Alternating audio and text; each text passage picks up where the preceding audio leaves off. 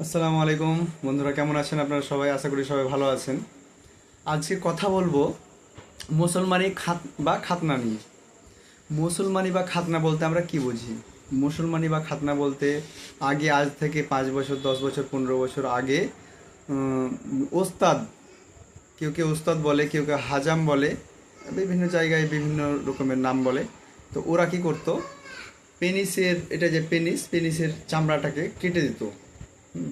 কিন্তু এখন সার্জেন যারা সার্জারি, বিভিন্ন ভাবে সার্জারি করে থাকেন, হ্যাঁ, মেডিকেলভাবে, হ্যাঁ, যে এই উপরের চামড়াটাকে অবশ করে দেওয়ার পরে তারা ওটাকে সার্জারি করে। আর যারা গ্রামে অনেক কেউ প্র্যাকটিস করে, হ্যাঁ, বিভিন্ন জায়গায় তারাও করে থাকে, মুসলমানি খাতনা করে থাকে। তো কোনটা বেশি ভালো?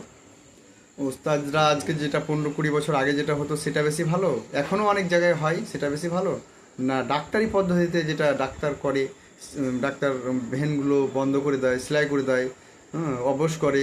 তো কোনটা বেশি ভালো? এই ব্যাপারে আপনাদেরকে জানাতে চাই, বলতে চাই, পরিষ্কারভাবে জেনে রাখা ভালো যে এই ব্যাপারে সবচাইতে ভালো হচ্ছে ডাক্তারি মত। ডাক্তারি মতে আপনার কি হয়, যে যখন এই পেনিসের যে যেটা যখন সার্জারি করা হয়, কেটে দেওয়া হয়, তারপরে আপনার এটা এখানে সেলাই দেওয়া হয়, একটা সেলাই দেওয়া হয় বলতে ভেনগুলোর বন্ধ করে দেওয়া হয়, হ্যাঁ, যাতে ব্লাডটা না বেরিয়ে আসে। আর ওটাতে কি হয়, যে যদি বাচ্চা পড়ে যায় তাহলে ব্লাড বন্ধ করা খুব কঠিন হয়ে পড়ে, খুব সমস্যা হয়।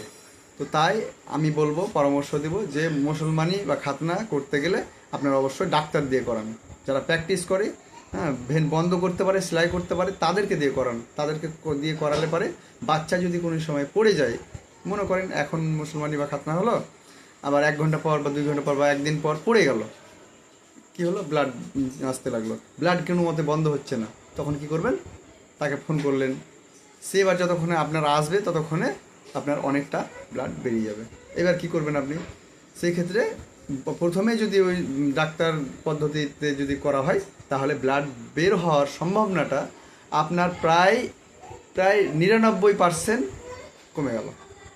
থাকলো মাত্র 1%, সেটা বাই চান্স অ্যাক্সিডেন্ট ঘটতেই পারে, কিন্তু 1% থাকলো। আপনারা ডাক্তার দিয়ে করান, প্লাস সেলাই করে করান। আমি পারভেজ আলম, জনসেবা হেলথ কেয়ার থেকে বলছি। আমি একজন প্র্যাকটিশনার, আমি মুসলমানিও করি, আপনারা সবাই জানেন। তো যদি কারোর প্রয়োজন হয় বলবেন, খুব দক্ষতার সাথে, খুব ভালোভাবে করে দিই। আপনারা নিজের খেয়াল রাখুন, আল্লাহ তাআলা সবাইকে সুস্থ রাখুক, ভালো রাখুক।